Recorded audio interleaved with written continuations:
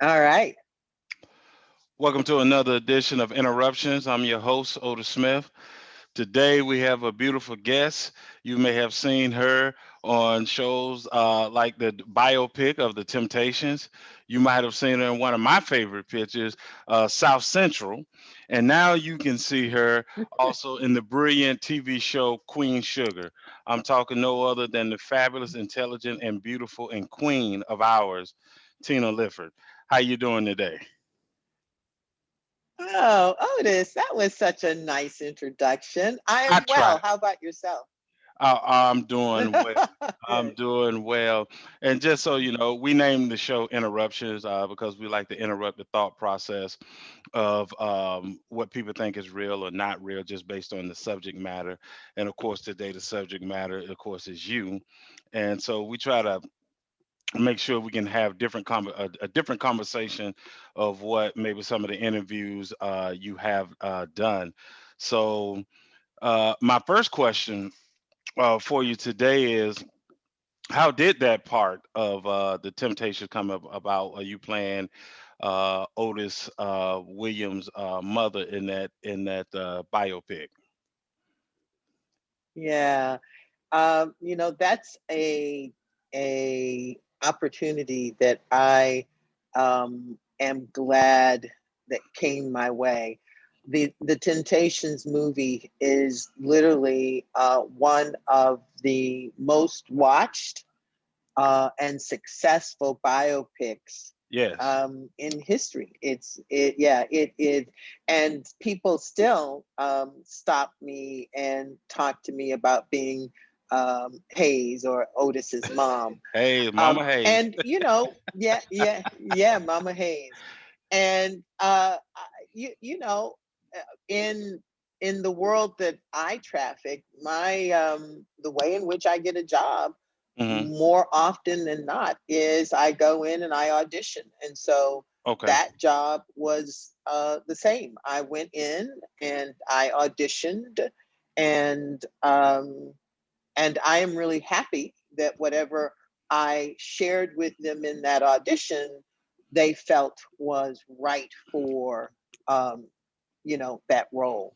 I love that. I love the scene between Otis and his mom on the porch when Oh, ooh, I you love that scene. I you love know that scene. I can't. It's hard for me to watch that now. And the reason being it was I lost my mother in 2017. And Mm, so when I watch it now, I'm watching the breakdown of your character, Otis' mom, letting him know that she's proud of him, but it has nothing to do with show business. It's him being he's a success as a man. And as a man. as a kid, I don't know about the kids today, but for my generation coming up, you always wanted to put yourself in a position that you could take care of your parents later in their years, right? And so, Yeah, yeah, when I see that scene, the reason it's hard for me to watch is just that because she's no longer here, you just long for those moments again to be able to have, yeah. and it's a testament to your acting chops. Because another part that you did in that movie was when he changed his hair, and he asked, "Did you like it?" And you said, "I'll let you know."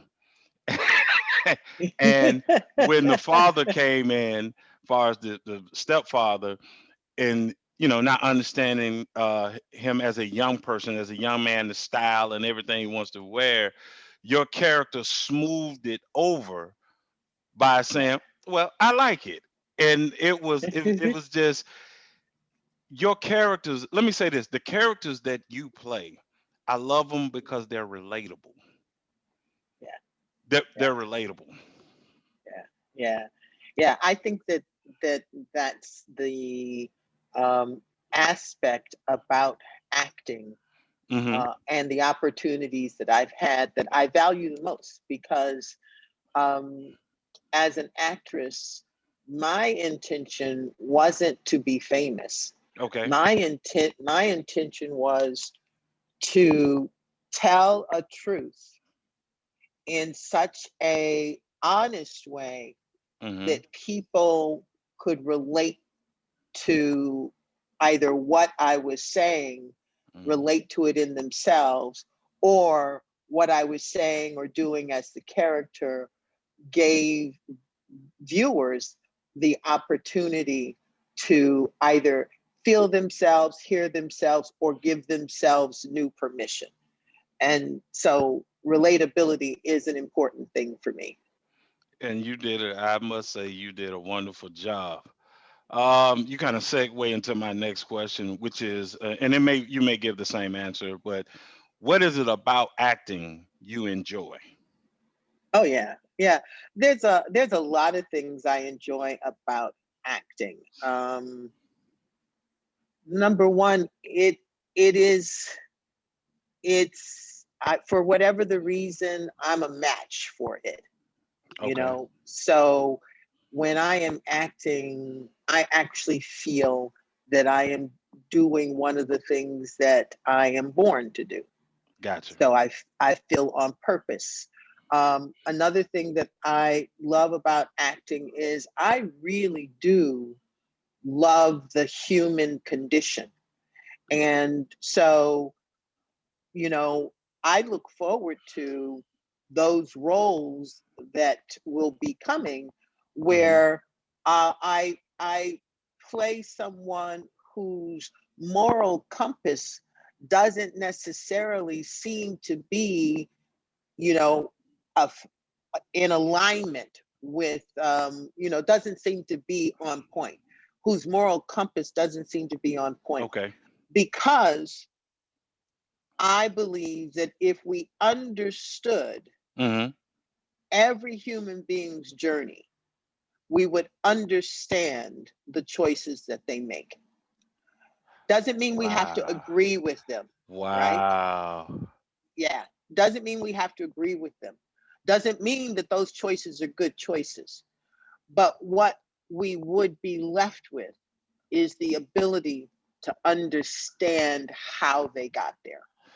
The reason I'm sitting here saying wow because you just repeated two previous actors I interviewed. I interviewed a young lady, Chantal Maurice. She done some work on P Valley, and then Hmm. another actor, up and coming actor. His name escapes me right now, but they both said that they, when they go into playing a character, they never look at the description of the character and then judge the character. They try to play the character as honest as they can, right? Given the blueprint or the definition of who this character is supposed to be, and they said that allows them to look at certain situations in life and, like you said, not agree with what happened, but they could understand it Hmm. from a human being perspective, because maybe in acting they played a character similar, and so you can kind of understand the humanistic of that person. Like you say, you know, may not agree with whatever the choice or whatever it is, but you could understand it, and you just spoke to that. And that's why I love doing these interviews. And sometimes people have in your profession have the same similar when they take on a role. Yeah, yeah. Well, you can't really do justice to a character that you are judging and don't like, Gotcha. right? Mm-hmm. Unless Mm-hmm. unless that character is judging himself or herself and Okay. not liking herself, Okay. then it would be appropriate. But um you can't honor that character if you don't like that character, Gotcha. right? Okay. Yeah. So one of my questions I wanted to ask you, because I got to know this been driving me and my daughter crazy for the last year and a half. What happened to South Central? Come on, talk to me. I need to. What happened? What Yeah. happened? Yeah. I think that it's really quite simple. It boils down to, Mm-hmm. um, there was a regime change. The Okay. decision makers changed over Okay. at 20th Century. Okay. And I think that when there is a regime change Mm-hmm. and new decision makers are in place, you never know what their agenda is. Like, I don't know enough about the back end to know Sure. whether or not, it was more financially and reputation Mm-hmm. building for someone to take South Central off off of the schedule and put Mm-hmm. something that they created or that they greenlit on the Okay. schedule. I just don't know. I got But you. I think it wound up being a regime change. And that's just business. And I It could be wrong about that. I don't know. the I mean, just for the time that it was on, like I said, my daughter discovered it. My daughter is only 22, so think about that. She discovered it, and just to see it, especially what was going on at that time for a single mother in LA for that time, and you juggling, uh trying to manage. You got a teenage boy who's trying to find his way, and but Mhm. you have to be on top of him, and then you have a talented daughter, young daughter, and then you have a mentally challenged child, and all the dynamics that was going. And I'm sorry, and your character had lost a child, Mhm. and those whole dynamic, and I was loving the work that you were doing with that. And then when it never came back on, I was just so disappointed, Yeah, I think a lot of people were really disappointed. And, you know, um, in hindsight, Hmm. we were definitely ahead of our times. Yes. But in hindsight, without question, if they had given South Central a Hmm. little more air to breathe, there's no question in my mind that they would have had a rabid audience, because we were basically we were basically telling the kinds of stories and telling the kinds of truth in South Central that you are now seeing, what, 20 years later Yep. in Queen Sugar. Yes. Yes. A friend of Yeah. mine, Korean, she's gonna love this interview because she's the one that turned me on to Queen Sugar. Yeah. Oh yeah, yeah, yeah, yeah. Well, I think it was halfway through season one, and she said, "Have you seen that show Queen Sugar?" I said, "No." She said, "You need to go look at it." And I started watching, ever since. So, It's a and good I just show, love the right? character. I just love the characters that you play. I'm just a fan of you. I'm a fan of your work. So, Oh, anything thank that you you. do, I'm trying to watch it. You know. Well, thank you. I definitely appreciate that. And Queen Sugar is it's a it's a it is a story told well at the right time. Yes. Queen Sugar is a perfect match for the times that we are in. And that is not in large part, that is due to um, Ava DuVernay and her political and Yes. social consciousness, right? Yes. Yes. People forget. I think it was what, 2 years ago, um 2 seasons ago. I think one of the scenes that really resonated with me was when I can't even think of her name right now. One of your nieces, the Nova, Rutina Wesley, or is it Donnelly and Gardner, Charlie? Donnelly Garden, Yeah. her Hmm. character's son. He, Micah. yeah, Micah, his I think played his by Nick Ash. Hmm. father had gave him a car, Yeah. and he was riding and got pulled over, Yeah. and then taken to jail, and he's sitting, and the part that really resonated with me is when they came to bail him out, right? And he was so traumatic, it was such a traumatic experience that he wet himself. Yeah. And your other niece, Retina, That's right. had to take his sweater, wrap it around him to protect him, so no one would know Yeah. that he that it was just such a traumatic. That's man, that's some beautiful writing and Yes. humanistic where you can Yes. relate to Yes. that incident. Yeah. Yeah. Yeah. Absolutely. Absolutely. It Queen Sugar is, it is storytelling at its finest, and it is, it one of its beauties, and it has many, but one of its beauties is that it is sharing characters that we all know. You know, Right. these are not made up characters. Right. These are fictional characters, but all of these characters are people that we know, people in our community, people in our Yes. families, people in our history. And when it comes to some of them, Aunt Vi being one, and Right. Vi and Hollywood's relationship being the other, these are these are people and relationships that we know well, but have never been shared on television until now. And that's the beautiful part is that it's a story being told, but it's a story being told that some African Americans don't believe exists. And what I mean by that is the whole from the season one, right, where you're talking about fighting for land.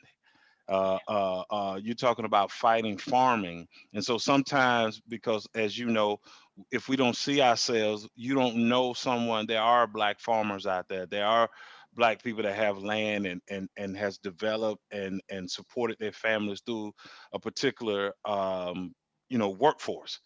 But you don't know if you don't see it.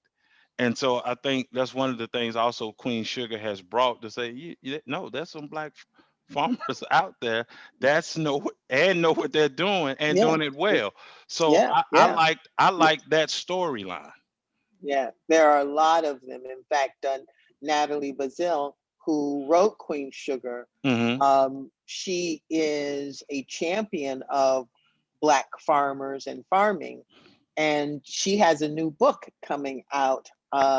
We are each other's harvest, and Okay. the book is full of stories of, I mean, real people who are Black farmers and who are doing well and have made a name for themselves in the industry of farming, or farming industry. Wow. Yeah. So tell me about your book, the little Uh, book of big lies, and yeah. what's that about? Well, I'll show it to you. The Little Book of Big Lies. I have to tell you that this was a work of a passion work, Okay. and yeah, it was a passion work. And it's a great little journey, but I'll tell you the end of the journey first. Hmm. You know, just at the beginning of February, the book was put on the Forbes list of 21 books that will make your 2021 the best year ever. Oh wow. And yeah, and this book, I started writing it, wow, back in 2008, I guess it was. Okay. Yeah, and I just really wanted to put on paper um, reliable and effective information and strategies and exercises that people could use to take their power back from hurts, dramas, traumas, upsets, disappointments, and fear. And I did not have um, the kind of guidance that I wish I had had early Sure. in life, when I was trying to overcome some overwhelm that stuck with me. Mm-hmm. Some people would call it trauma, but I had debilitating stage fright, and Okay. I had to find ways Mm-hmm. of learning how to rewire my automatic nervousness, Okay. rewire my automatic fear, rewire my self judgment. I had to find ways to do all of that so that I could have the career that I've been able to enjoy. And um, and when in Queen Sugar, I think it was 2017 or 18, Mm-hmm. um, a editor over at HarperCollins, Uh-huh. actually um, got his hands on my self-published book, and he was going through something. My editor's name is Patrick Bass, and he was going Okay. through something, and that book helped him, and it had been given to him by a very dear and trusted friend of his, Sean Robinson, who Okay. had been going through something, and the content of the book had helped her. So, Wow. now the book is in the world, helping lots of people. And so I am humbled and honored that the little book of big lies is doing for other people's lives what I had looked for, back Right. in my 20s and couldn't find, but took the journey, I call it the journey back to self, took the journey back to self so seriously Okay. that it left me with an understanding of tools, and an understanding of why it is that we can be really confident in one area of our lives Mm-hmm. and sort of experience breakdown and insecurity in another. So if there are any listeners out there who have been trying to navigate those sticky human questions, the little book of big lies can be of service to you. You said something in an interview that I watched, and if you could break it down for everyone that see this, because it blew my mind. And what you said was that you said you stated you stand inside yourself, daring your limitations to stop you from going, to stop you from getting what you know that is rightfully yours. If you that impressed me. If you could break that down for everyone that will see this, because that I thought Yeah, that was so powerful. yeah. So, you know, um, our limitations are connected to, more often than not, are connected to fears. Right. And our fears can sometimes be so overly indulged by us Hmm. that they literally begin to control us and tell us who we are.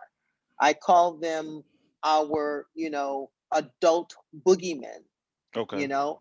And so, um, and the mind is full of a lot of limiting negative chatter. Hmm. And that chatter can be so loud and so overly indulged that we capitulate to it. We believe it. And in that, we become limited. Well, because I know without a shadow of a doubt, Otis, Hmm. that we are more than our fears. Right. And because I know that we are more powerful than any challenge we face, then I know that I can stand inside myself clear headed, Right. see the limitations for what they are: fear, trying to operate as my reality. And when I can see that fear is trying to operate as my reality, I know that I can dig in. And when I say dig in, I can use all the tools that I talk about in the little book of Big Lies, all the tools that even neuroscience is talking about in terms of how we challenge and rewire our misguided thinking or misperceptions. Right. And I am willing to work with myself until I move beyond that lie, which is the limitation. When I say the little book of big lies, I define a lie in this book as anything that has ever happened to us Okay. that separated us from our sense of ourselves and our power. Gotcha.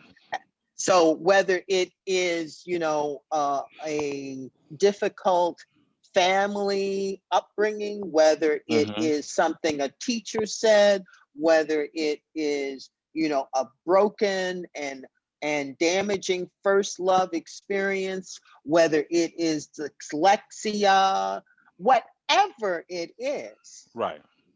when it separates you from yourself, when it separates you from the sense of yourself as innately whole, worthy, and capable, it is a lie.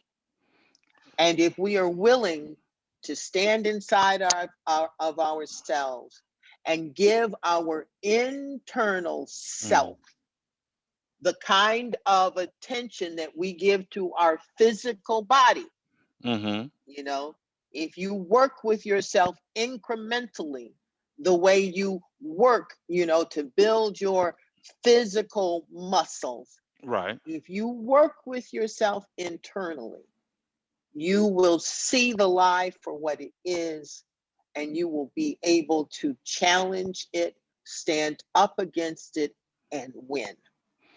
You just kind of set me free on why I do some of the things I do, far as attitude wise. Like I can get mad, and I don't mean angry. I mean mad. Mhm, I can mhm, go 1 to 10, mhm. but I can't stay there.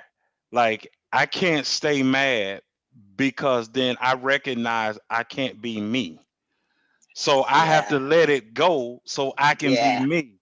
So yeah, that's a mechanism inside my head that I didn't even know that I've been doing that since I was a kid. Like yeah, I cannot I can't stay mad because I yeah. recognize the longer I stay mad, the less I'm on myself. That's So right. That's in, right. in order for me to be myself, I have to let that go. Yeah, that's beautiful. And just based upon what you just said, Otis, a great question for the audience and for all of us Sure. is, what are we holding on to that isn't letting us fully be who we are? See, that's You perfectly set way because I was going to ask you well you I was going to ask you this question. Then I wasn't going to ask you after you broke down what you was defining in your book, as a lie. But since you said what you just said, the question is do we hold on to the lie because we want to hold on to the pain and anger, instead of letting it go? yeah, yeah. And the answer to that is yes. But here's why. Mm-hmm. Here's why that's a yes. Okay. There is, and this is a frame that I share as a way of helping people to think about their internal experience differently. Okay. Okay, Mm-hmm. but you know, um, again, in the little book of Big Lies, I actually talk about there being three selves inside of us: the surviving self, the Mm-hmm. thriving self, Mm-hmm. and the infinite self. And just really quickly, in a nutshell, the surviving self is that part of us that actually is always in worry, doubt, fear. It's always ready for war. It's in opposition. It sees other and othering. It has all the characteristics necessary to fight, flight, or freeze, which is Gotcha. what the brain does when Okay. it feels danger. Okay. But one of the other things that we need to know about the brain is that it's a very efficient organ. And so, whatever we do on a regular basis, Okay. the brain actually turns into automatic behavior. Gotcha. So if you are running around holding grudges and Mm-hmm. being angry all the time, Mm-hmm. the brain is going to turn that behavior into automatic default behavior, Gotcha. because then you don't have to think about it and you are free and available for other dangers that might be coming in. And so just know that your brain, it is structured to keep you within what you already know, because what you already know, Gotcha. you can survive. And all the brain cares about is you breathing. It doesn't care about your happiness. Right. It just cares about you breathing. I have two more questions Okay. for you. Uh, with everything that's been going on since you started acting, have you seen the change in opportunities for women in the film industry? Well, I am on a show where the change, and the number of women who are in, um, you know, much, much more powerful positions, such as the number of directors, has Right. been absolutely impacted by the work and efforts of Ava DuVernay. I mean, on Queen Sugar, we started season one with the mandate of every single episode was going to be directed by a woman. And the Gotcha. reason Ava did that was because she was a filmmaker. And as a filmmaker, as a successful filmmaker, she was having a difficult time making the transition into television, True. because, yeah, because the system didn't acknowledge your ability to do TV if you hadn't done TV, which is a crazy catch 22, Right. right? Okay. Okay. So Ava DuVernay is responsible, and I say this because it's true. The numbers prove it out. In 2016, Mm-hmm. uh, only 16% of the DGA was women directors. Okay. It is now 34%, I think it is. And It's a big jump. I know that Ava is responsible in large part for that, because we have only had female directors, and most of them have been first time television directors. And Wow. all of those directors have gone on and are now in the marketplace doing incredible work in all genres. Well, we So, gotta we gotta give Ava big yeah, claps for that. yeah, We we gotta give do. her big ups for that. We absolutely do. My final question for you is, what encourages Tina? Life, it really does. What encourages me is the idea that something that isn't present or possible, that isn't present and doesn't seem possible, is absolutely possible. Wow. And Gotcha. that, yeah, and that every single human being can, as you were just saying, have more of themselves if they simply let go of Mm-hmm. behavior that is keeping themselves from themselves. And I'm passionate about that. I mean, you know, if you check out my website, or follow me on social media at Tina Lifford, or my website, which is also tinalifford.com or theinnerfitnessproject.com. I'll put the website up when I release the video, this Okay. episode. Yeah.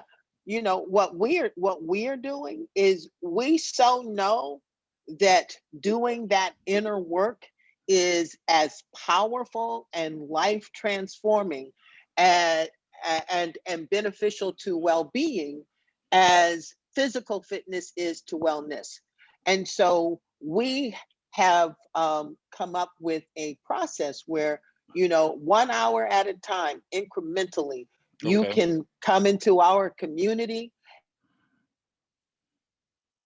and you can work out, you know, and you will leave our inner fitness workouts feeling as empowered and capable and focused on what's possible as you would, you know, going to a physical fitness workout and working out your body and becoming Hmm. strong externally.